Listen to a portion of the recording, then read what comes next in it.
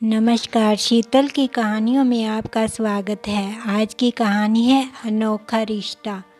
बड़ी डरी सहमी सी वो दो बूढ़ी आंखें यहाँ वहाँ देखती जा रही थी। आशा भरी नज़र से हर एक चेहरे को देखती, मानो हर चेहरे में वह किसी को ढूंढ रही हो। रेलवे स्टेशन के प्लेटफार्म पर बैठी हुई वो बूढ़ी औरत आते जाते हर इंसान की तरफ एक सवालिया निगाह से देख रही थी, मानो कुछ पूछना चाहती हो, कुछ कहना चाहती हो, परंतु फिर चुप करके बैठ जाती। तभी अचानक ट्रेन पहुंच गई और सभी लोग ट्रेन में बैठने के लिए दौड़ने लगे। वह वृद्ध औरत जल्दी से उठी और उठकर ज़ोर ज़ोर से आवाज़ लगाने लगी, सौरभ, सौरभ। ना जाने उसके कमज़ोर शरीर में इतनी ताकत कहाँ से आ गई कि अपना बैग उठाकर तेज़ी से दौड़ती हुई हर एक डिब्बे के पास जाकर आवाज़ लगाने लगी, सौरभ, ओ बेटा सौरभ। लेकिन 2 ही मिनट में ट्रेन चले जाने के बाद स्टेशन पर सन्नाटा छा गया। वह वृद्ध औरत धीमे कदमों से वापस प्लेटफार्म पर आकर बैठ गई। स्टेशन पर पापड़ बेचता एक युवक उस बुढ़िया को कब से देख रहा था। फिर उसके पास आया और बोला, क्या हुआ अम्मा? बूढ़ी औरत ने उसकी तरफ डरी हुई नज़र से देखा, फिर बोली, बेटा एक बात तो बताओ, टिकट काउंटर बहुत ज़्यादा दूर है क्या? फिर उस पापड़ बेचने वाले युवक ने कहा, नहीं तो। फिर उस बुढ़िया ने दाएं तरफ हाथ करते हुए कहा कि मेरा बेटा तो उधर टिकट काउंटर से टिकट लेने के लिए गया था, फिर अभी तक आया क्यों नहीं? वह युवक बोला, अम्मा, टिकट काउंटर दाएं तरफ नहीं है, अपने बाईं तरफ देखिए, पास में ही टिकट काउंटर है। नहीं, मेरे बेटे ने तो कहा था कि गांव का टिकट किसी और टिकट काउंटर से मिलता है। यह कहकर वह मुझे यहाँ बिठाकर गया था। अब उस युवक के मन में कुछ संदेह हुआ। तभी बुढ़िया बोली, देखो ना बेटा, 3 घंटे हो गए उसे टिकट लेने गए हुए, अब मैं क्या करूं? तभी पापड़ वाले ने कहा, माँ जी आप चिंता मत करो, इतनी देर से बैठी हैं तो आपको भूख भी लगी होगी, लीजिए माँ जी ये खा लीजिए। पापड़ वाले ने अपना खाना उनके हाथ में थमा दिया और बोला, अपने लिए खाना लाया था, खाने के लिए समय ही नहीं मिला, यह आप खा लीजिए। बुढ़िया ने कांपते हाथों से खाना लिया और उसे ढेरों आशीर्वाद दिए। अच्छा माँ जी, मुझे घर जाना है, आप एक बात बताओ, आप कौन से गांव से आई हैं? मैं आपको टिकट ले देता हूँ। उस व्यक्ति ने पूछा तो वह बूढ़ी औरत बोली, नहीं बेटा, मेरा बेटा थोड़ी देर में आता ही होगा, तुम जाओ, मेरी चिंता मत करो। चलिए आपको बताते हैं आखिर यह बूढ़ी माँ है कौन और यहाँ स्टेशन पर क्या कर रही है। इनका नाम शकुंतला देवी है, जिनके 2 बेटे मोहित और सौरभ हैं। शकुंतला जी और उनके पति ने बड़ी ही गरीबी में अपना समय गुजारा था, लेकिन अपने बेटों की परवरिश में कभी कोई कमी नहीं रखी। उन्होंने अपने दोनों बेटों को पढ़ा लिखा कर लायक बनाया। उनका बड़ा बेटा गांव में अपने पिता की दूध की डेयरी संभालता है और छोटा बेटा गुड़गांव में दुकान चलाता है। 2 महीने पहले ही शकुंतला जी के पति की मृत्यु हो गई थी। शकुंतला जी अपने बड़े बेटे के साथ गांव में ही रहा करती थी, परंतु वहां उनकी हालत एक काम वाली बाई की तरह थी, जो दिन भर घर का काम भी किया करती थी और बातें भी सुना करती थी। बेटे और बहू को उनकी बिल्कुल भी कदर नहीं थी, लेकिन शकुंतला जी फिर भी मन मारकर जैसे तैसे गुजारा कर रही थी। एक दिन जब शकुंतला जी रसोई घर में बर्तन साफ कर रही थी, तभी उनके छोटे बेटे सौरभ का फ़ोन आया। बहुत समय बाद अपने छोटे बेटे का फ़ोन आया देखकर शकुंतला जी ने जल्दी से अपने हाथ पोंछे और खुशी के मारे कांपते हाथों से फ़ोन लेते हुए बोली, हेलो सौरभ बेटा। तभी सौरभ की आवाज़ आई, हेलो माँ, कैसी हैं आप? मैं बिल्कुल ठीक हूँ बेटा, तुम कैसे हो? माँ, मैं तो ठीक हूँ, लेकिन आपकी बहू सुरभि की तबीयत ठीक नहीं है। 4-5 दिनों से बुखार चढ़ा है, ठीक होने का नाम ही नहीं ले रहा। फिर शकुंतला देवी ने कहा, तो बेटा किसी अच्छे से डॉक्टर को तो दिखाना पड़ेगा, नहीं तो कमजोरी आ जाएगी। फिर सौरभ बोला, माँ, सारे उपचार कर लिए लेकिन कोई फ़र्क नहीं पड़ रहा। आप एक काम कीजिए, कुछ दिनों के लिए आप हमारे पास गुड़गांव में आ जाइए, हमें यहाँ बहुत परेशानी हो रही है। यह सुनते ही शकुंतला देवी जी को बहुत ज़्यादा चिंता होने लगी और बोली, ठीक है बेटा, मैं जल्द से जल्द गुड़गांव पहुँचने के लिए निकलती हूँ। यह कहकर उन्होंने फ़ोन रख दिया। जब शकुंतला देवी जी के पति की मृत्यु हुई थी, उस समय उन्हें बीमा के पैसे मिले थे और अब उनके दोनों बेटों और बहुओं की नज़र उनके पैसों पर थी।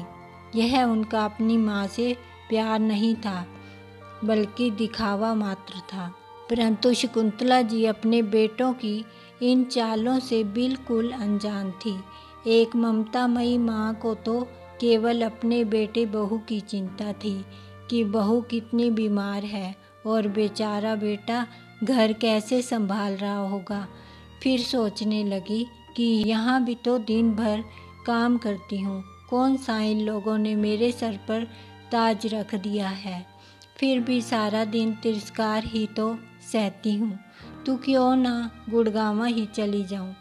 रोज़ रोज़ की इस जिल्लत भरी ज़िंदगी से भी छुटकारा मिलेगा। अभी यह सब सोच ही रही थी कि उनका बड़ा बेटा मोहित घर आया तो शकुंतला जी बड़े ही दुखी मन से बोली, बेटा कल मेरे गुड़गांव जाने के लिए टिकट करा देना। यह बात सुनकर मोहित चौंक गया और बोला, क्यों, ऐसा क्या हो गया?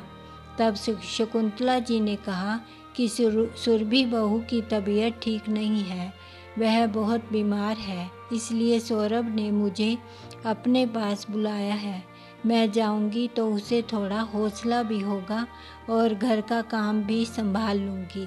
यह बात सुनते ही मोहित गुस्से में लाल हो गया और चिल्लाते हुए बोला, आज तक तो कभी याद नहीं आई आपके लाडले बेटे को आपकी, और आज जब आपको बीमा के पैसे मिले हैं तब वह आपको अपने घर बुला रहा है।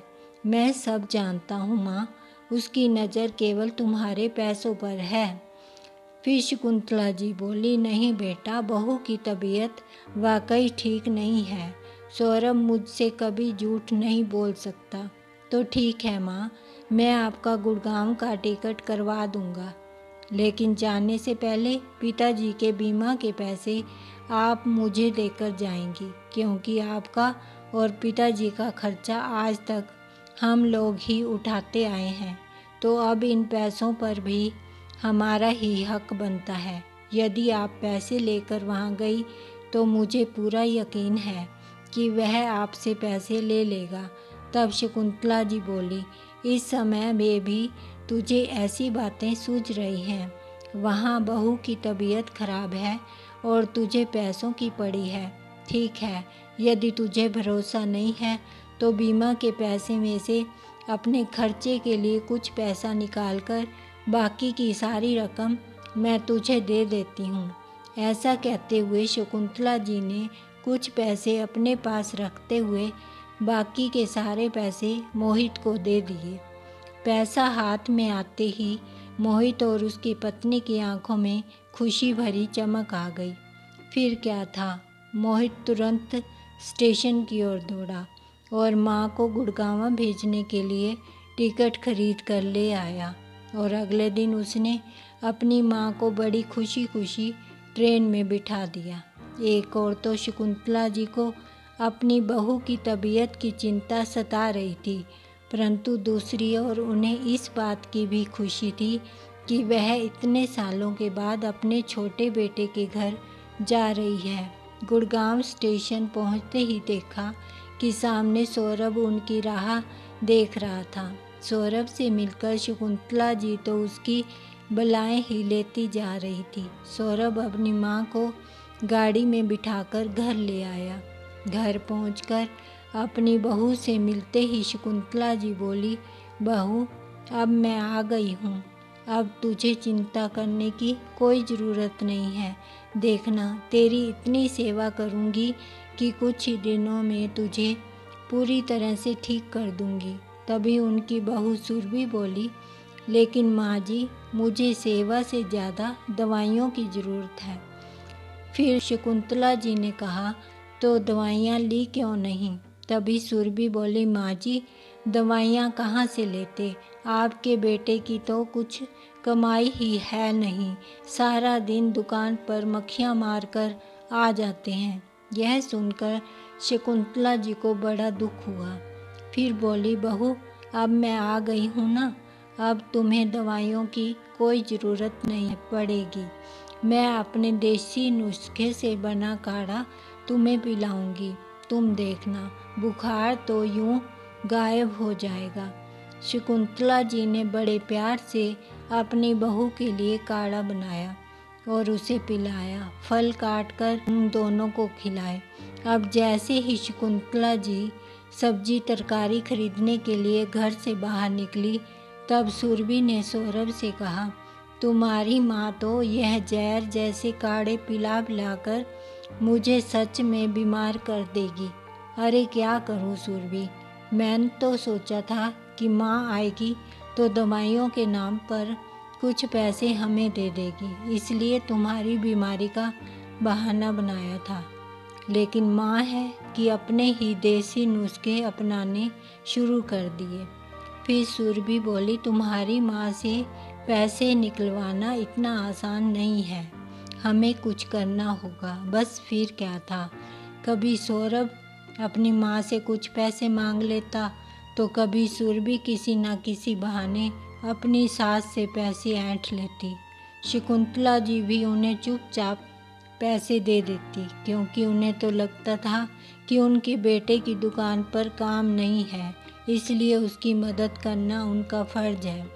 अब इस तरह करते करते किसी न किसी बहाने से वे दोनों अपनी माँ से पैसे निकलवा लेते और बहू पर काम का भार ज़्यादा ना पड़े, इसलिए इस उम्र में भी शकुंतला जी जैसे तैसे रसोई घर का सारा काम भी कर दिया करती और पूरे घर की सफाई, बर्तन धोने जैसे काम भी करवा देती रही, जैसे कि उनकी शुरू से आदत थी। इस सब से सुरभि तो बहुत खुश थी कि चलो बैठे बिठाए मुफ्त की नौकरानी भी मिल गई और पैसे भी आ रहे हैं। अब यहाँ भी वही सब होने लगा जो गांव में होता था। शकुंतला जी दिन भर काम करती और बहू आराम फरमाती। लेकिन एक दिन शकुंतला जी का रसोई घर में काम करते करते हाथ जल गया। उनके हाथ में बुरी तरह से छाले पड़ गए, जिस कारण अब वह काम नहीं कर पाती थी। सारा काम वापस सुरभि पर आ गया। ऊपर से जब सौरभ ने उनसे कहा कि माँ इस महीने खर्च ज़्यादा हो गया है, मुझे पिताजी के बीमे के पैसे में से कुछ पैसे चाहिए, तो शकुंतला जी बोली, बेटा मेरे पास कहाँ हैं पैसे, तेरे पिताजी के बीमा के जो पैसे मिले थे उसमें से तो काफ़ी पैसा तेरे बड़े भाई मोहित ने ले लिया और उसमें से कुछ पैसा जो मैं यहाँ लेकर आई थी वो तुमने ले लिया। मेरे पास तो गांव जाने के लिए टिकट का पैसा तक नहीं है। मैंने सारे पैसे तो तुझे दे दिए, मेरे पास अब एक भी पैसा नहीं है। अपनी माँ की बात सुनकर सौरभ एकाएक गुस्से में आ गया। माँ तुमने सारा पैसा मोहित भैया को दे दिया और हमारे लिए कुछ नहीं छोड़ा। यहाँ पर आकर तुमने खर्चा ही कितना किया है और कहती हो कि सारा पैसा ख़त्म हो गया। क्या आपको दिखाई नहीं दिया कि आपके बेटे का काम धंधा अच्छा नहीं चल रहा? अब जब सारा पैसा अपने बड़े बेटे को ही दे कर आई हो तो उसी के साथ रहो। तब शकुंतला जी बोली, तुम्हारा काम धंधा नहीं है तो इतना खर्च क्यों करते हो? अगर पहले ही भविष्य का सोचकर कुछ बचा लिया होता तो आज यह नौबत नहीं आती तुम पर। यह बात सुनकर सुरभि बदतमीजी से बोली, ज़्यादा भाषण देने की कोई ज़रूरत नहीं है। यहाँ हमारा खर्चा भी बड़ी मुश्किल से होता है। अब हम आपका बोझ कैसे उठाएंगे? फिर सौरभ ने कहा, माँ आप एक काम क्यों नहीं करती? भैया के पास वापस गांव चली जाओ। अपने बहू बेटे के मुंह से ये बात सुनकर शकुंतला जी की आंखों में फिर से आंसू आ गए और वो कहने लगी, बेटा मैं तो तुम्हारे बुलाने पर ही यहाँ आई थी, लेकिन अब मेरे पास पैसे ख़त्म हो गए हैं तो मेरी 2 वक्त की रोटी भी तुम्हें भारी लग रही है। क्या केवल पैसों के लिए तुमने मुझे अपने पास बुलाया था? वह तो तुम ऐसे ही मांग लेते तो मैं तुझे दे देती। यह कहकर शकुंतला जी रोने लगी। माँ जी, यह फालतू के नाटक बंद कीजिए। हमसे अपना खर्चा नहीं उठाया जाता, आपको कहाँ से बिठाकर खिलाएंगे? सुरभि ने कहा तो सौरभ ने भी उसकी हाँ में हाँ मिलाते हुए कहा, आप अपना सारा सामान पैक कीजिए, मैं कल आपको स्टेशन छोड़कर आता हूँ। अब अपने छोटे बेटे और बहू की बातें सुनकर शकुंतला जी अचंभित रह गई थी। उन्होंने तुरंत अपने बड़े बेटे मोहित को फ़ोन किया और रोते रोते उसे सारी बात कह सुनाई। फिर मोहित बोला, माँ हमने आपको इतने साल रखा है तो क्या कुछ समय वह लोग आपको नहीं रख सकते? उनका भी तो कुछ फर्ज बनता है। आपका सारा बोझ हम ही क्यों उठाएं? अभी यहाँ पर आने की कोई ज़रूरत नहीं है, वहीं रहिए। इतना कहकर मोहित ने फ़ोन काट दिया। शकुंतला देवी जी को अपने कानों पर यकीन नहीं हो रहा था। क्या यही दिन देखने के लिए अपने दोनों बेटों को पाल पोस कर बड़ा करके इतना काबिल बनाया था कि आज अपनी माँ की जिम्मेदारी उन्हें बोझ लग रही है?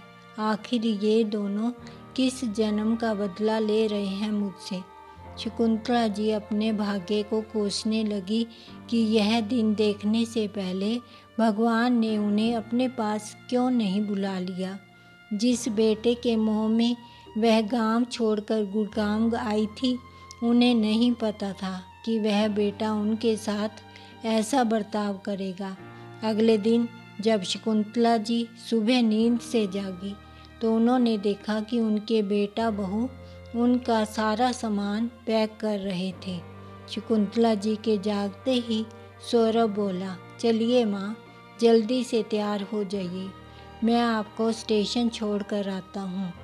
नहीं बेटा, मैं कहीं नहीं जाऊँगी। तभी सुरभि बोली, जब हमने आपको जाने को कहा है तो जाती क्यों नहीं है? क्यों हम यहाँ रहकर हमारा खर्चा बढ़ा रही हैं? फिर शकुंतला जी ने कहा, लेकिन बेटा मैं कहाँ जाऊँगी? मोहित ने तो मुझे गांव आने से साफ मना कर दिया है। ऐसे कैसे मना कर सकते हैं भैया? मैं भी देखता हूँ, चलिए मैं आपको गांव छोड़कर आता हूँ। इतना कहकर सौरभ अपनी माँ शकुंतला देवी को रेलवे स्टेशन पर ले गया और उसके बाद टिकट लेकर आने का कहकर गायब हो गया।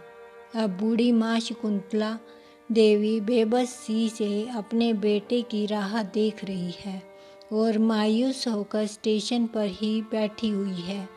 एक दिन पूरा बीत गया और रात भी निकल गई, लेकिन उनके बेटे सौरभ का कुछ अता पता नहीं था। अगले दिन जब सुबह हुई तो वह पापड़ वाला फिर से पापड़ बेचने के लिए स्टेशन पर आया। उसे यह देखकर बहुत दुख हुआ कि वह बूढ़ी अम्मा अभी तक अपने बेटे के इंतज़ार में प्लेटफार्म पर ही निढाल सी पड़ी हुई है।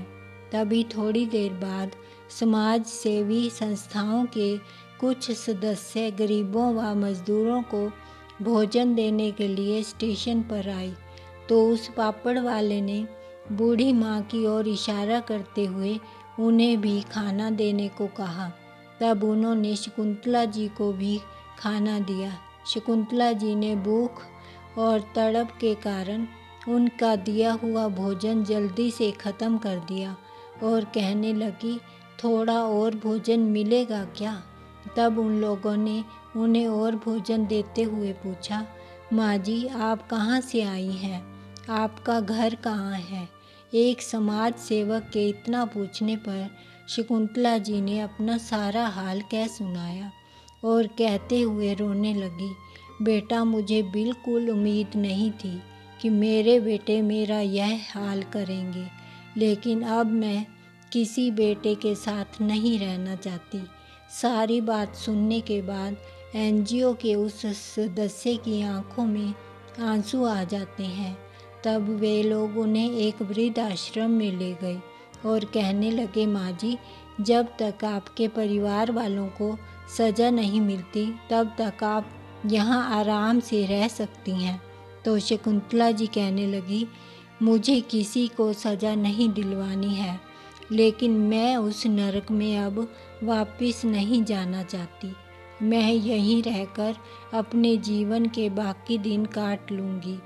एनजीओ के सदस्यों ने उनकी वीडियो भी बनाई, न्यूज़ कवर करके सोशल मीडिया पर पोस्ट किया कि कहते हैं कि बच्चों के लिए माँ बाप ही उनकी पूरी दुनिया होते हैं।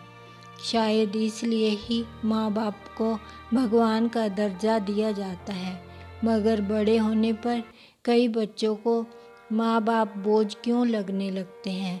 वही इसके कारण कुछ बच्चों उन्हें वृद्धाश्रम छोड़ आते हैं तो कई उनके बारे में बिना सोचे समझे घर से ही निकाल देते हैं। आज भी ऐसी ही एक घटना घटी 68 वर्ष की शकुंतला देवी के साथ, जिनके पति की मृत्यु होने के बाद उनके बेटों ने भी उन्हें दर दर की ठोकरें खाने पर मजबूर कर दिया।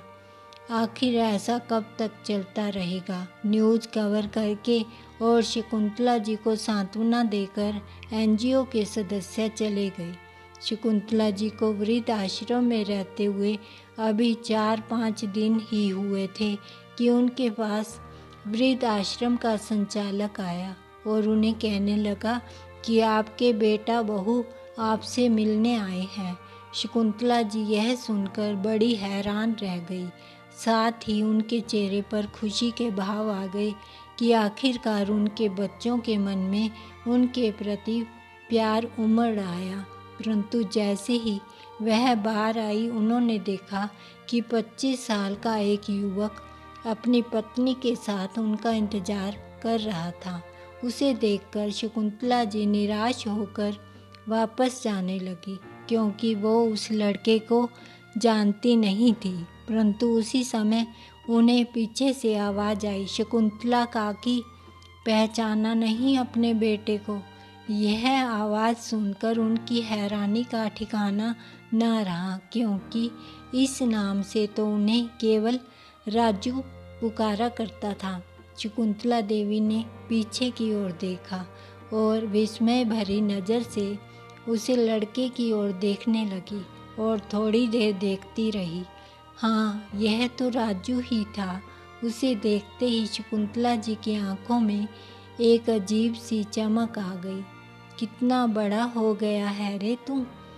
14-15 साल का था जब तुझे आखिरी बार देखा था। दरअसल राजू एक अनाथ लड़का था जिसके आगे पीछे कोई नहीं था। उसकी हालत पर तरस खाकर शकुंतला जी और उनके पति ने उसे अपने दूध की डेयरी में काम दे दिया था। तनख्वाह के साथ साथ उसकी पढ़ाई लिखाई और पालन पोषण का खर्च भी उठाते थे। लेकिन जब शकुंतला जी के बेटे मोहित ने डेयरी का कार्यभार संभाला तो राजू पर चोरी का इल्ज़ाम लगाकर वहाँ से निकाल दिया। शकुंतला जी रोती रह गई कि मेरा राजू ऐसा कभी नहीं कर सकता, लेकिन किसी ने उनकी एक ना सुनी। आज राजू को इतने सालों बाद अपने सामने देखकर शकुंतला जी की खुशी का ठिकाना ना रहा। तभी राजू बोला, अरे काकी, आपने अपने राजू को नहीं पहचाना? इतना कहते ही राजू ने आगे बढ़कर उनके पैर छुए तो तभी शकुंतला जी ने उसे अपने गले से लगा लिया और बड़े प्यार से उसका माथा चूमा।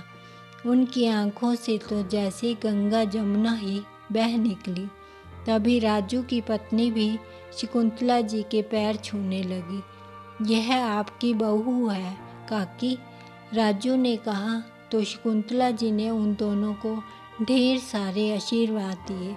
तभी राजू बोला, काकी, मैंने कल आपकी खबर मोबाइल में देखी तो मैं खुद को रोक ना पाया। नियति भी कितना अजीब खेल खेलती है। जिन लोगों की माँ होती है उन लोगों को माँ की कदर नहीं होती, और यहाँ मैं अनाथ माँ के प्यार को आज तक तरस रहा हूँ। काकी, मैं और आपकी बहू आपको लेने आए हैं। अब आप हमारे साथ हमारे घर पर रहेंगी। नहीं बेटा, मैं तुम्हारे साथ कैसे जा सकती हूँ? मैं यहीं पर बहुत अच्छी हूँ, किसी पर बोझ नहीं बनना चाहती। जिंदगी के जितने दिन बचे हैं यहीं रहकर जैसे तैसे गुजार लूँगी। काकी, बचपन में आपने जो प्यार और सहारा मुझे दिया, उस प्यार को कैसे भुला सकता हूँ मैं?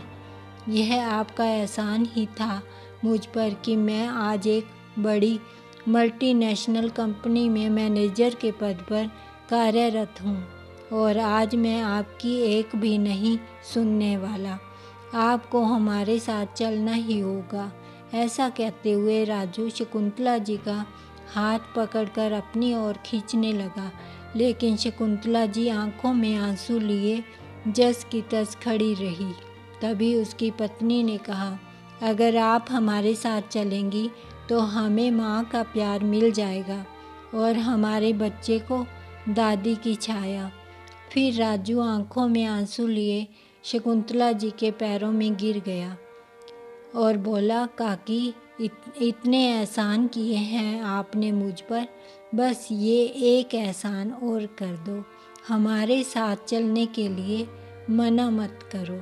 राजू और उसकी पत्नी को इस तरह अनुनय करते देख शकुंतला जी की आंखों से प्यार भरे आंसुओं का झरना फूट पड़ा। उन दोनों को गले से लगाकर वो खूब रोई और उनके साथ चलने को तैयार हो गई। आज राजू को अपनी माँ मिल गई और शकुंतला जी को परिवार का साथ। यह रिश्ता अनोखा जरूर था, परंतु बहुत अनमोल था। माता पिता के भाग्य की ये कैसी विडंबना है कि जिन बच्चों के लिए वे पूरा जीवन खपा देते हैं, उम्र के आखिरी पड़ाव पर वह बच्चे उनकी परवरिश से हाथ खींच लेते हैं। बेटे आलीशान मकान में रहते हैं, लेकिन बूढ़े माँ बाप के लिए उस मकान में जगह नहीं है। जीवन के अंतिम मुकाम पर पहुंचकर माँ बाप खुद को ठगा सा महसूस कर रहे हैं, क्योंकि जिन माता पिता ने अपने बच्चों को बड़ा करके काबिल बनाया, वे बच्चे ही आज के दौर में बूढ़े माँ बाप को बोझ समझने लगे हैं। आपको यह कहानी कैसी लगी? प्लीज़ लाइक करें, कमेंट करें और सब्सक्राइब करना मत भूलें। धन्यवाद।